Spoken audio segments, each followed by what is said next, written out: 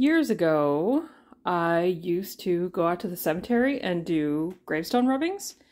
And then I would take the paper home and I would glue it to a wood panel and I would paint it with acrylics in interference colors.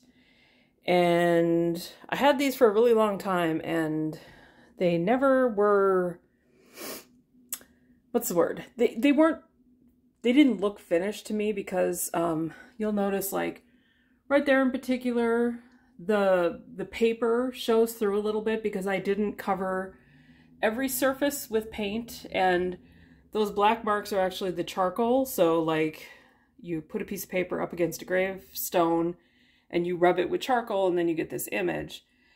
And recently I found a varnish that actually helps to finish these off. So I'm revisiting all these paintings, and so I thought I'd do a real quick video of some older work. These are back in 2012, I believe, but I have a lot of them.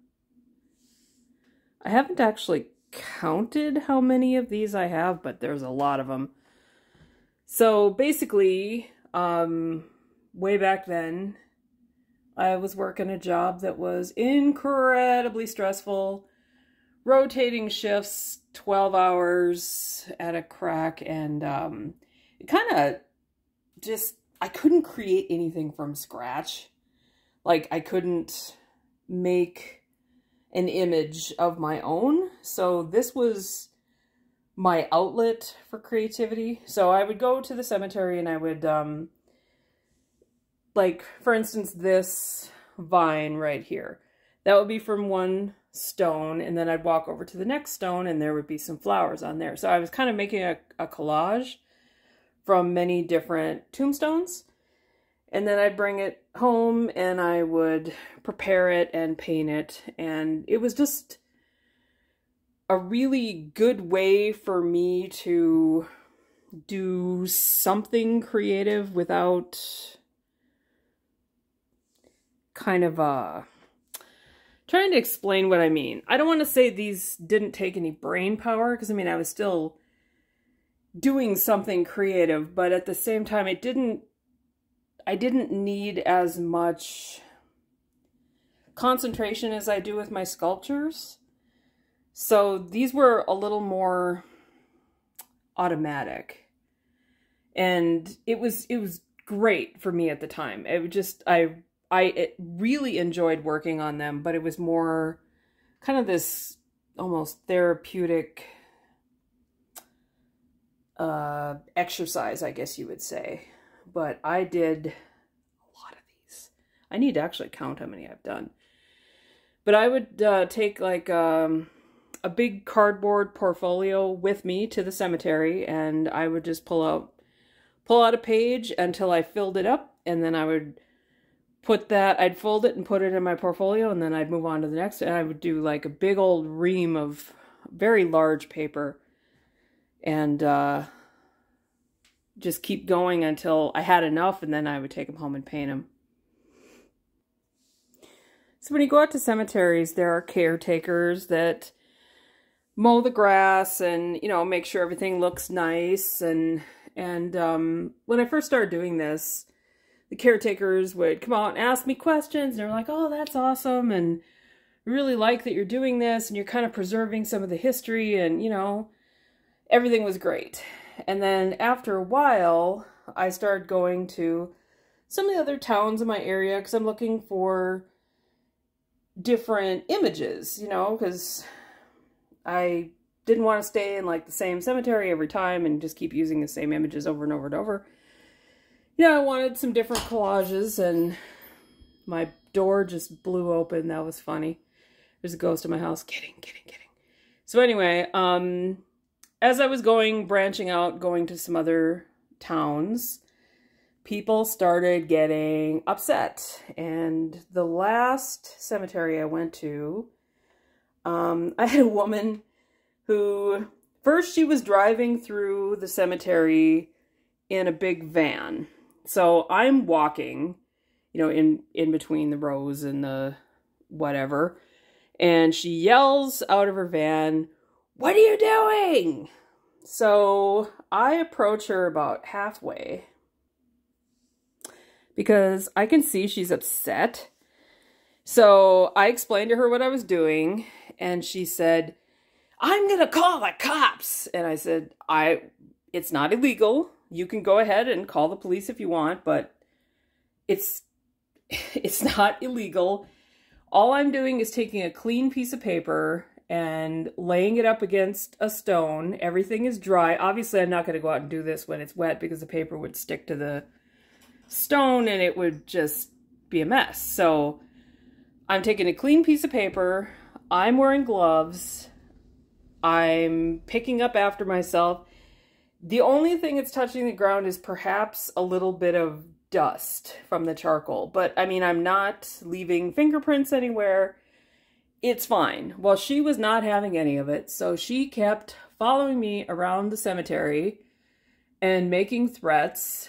And because I'm on foot, I decided to leave because, quite frankly, I was a little concerned that she was going to try and run me over with her van because she was getting increasingly angry watching me walk around this place. So I got in my car and I left. And she followed me, like once I was driving out of the cemetery, she followed my car and actually followed me all the way out of town. So apparently she was going to make sure that I wasn't going to go anywhere else. And I mean, obviously she took my license plate, and which is fine. I mean, it's not illegal. I wasn't damaging anything. So I'm like, go ahead, lady. Go ahead and call the police. They're not going to do anything. And they didn't. I never got a phone call. If she did call the police, I never heard about it. But she followed me all the way out of town. And then she finally turned around and went back to whatever cave she lived in. So after that, I did contact a few cemeteries because each one has like people that take care of the grounds. And, there's, people who are in charge of that sort of thing. So I did write letters to people and ask for permission. Most of them said no. And they said, no, we would rather have you ask permission of each of the families of each grave. And I'm like, well, I'm not going to do that because it's a collage. It's not just one grave. And even though I think what I'm doing is quite respectful, I just didn't want to, like, bother people. And I can't imagine, like, what a weirdo I would look like if I'm going to start tracking down family members of the people who have people buried in the cemetery. I'm just like, no, that'd be gross. And I'm not doing that. So I just stopped going out to the cemeteries. And I just eventually switched over to leather again. Well, eventually I got a different job that was way less stressful and actually has some flexibility and allows me time to actually create art too. So that was also another positive thing. But anyway, that's my very long story about my grave paintings. And as I said, this is just a small sampling of what I have because I have a lot. I also have some that I've mounted on paper. So all of these are mounted on wood. These are all birch panels that I've glued the paper onto, and you can see, especially in person, I don't know how much is showing up on video, but you can see like the paper gets a little wrinkled because I would just glue it directly to the panel, but I actually like that. I like that little bit of texture, and I think that's interesting. But I also have a bunch that I just have on, like, so this, I believe is, I want to say it's rice paper. It's a thin paper that is kind of semi-translucent. And I have also glued this onto stronger pieces of paper, and I have some framed. But I'm not going to video every single one that I have. And I figured I would end on this one because it's the most grave rubbed painting of all my grave rubbed paintings. And this one in particular is that's just iridescent white paint.